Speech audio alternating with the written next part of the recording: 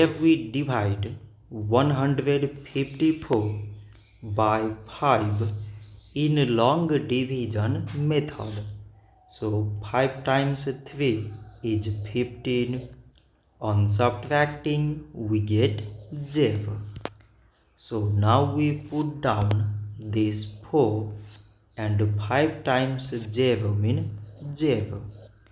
On subtracting, we get 4. So now there is no other number to put it down. So we take here decimal so that we put 0. So it is 40 and 5 times 8 is 40.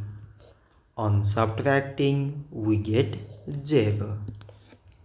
So 154 decimal 5 is 30 decimal 8. So this much for today and thanks for watching.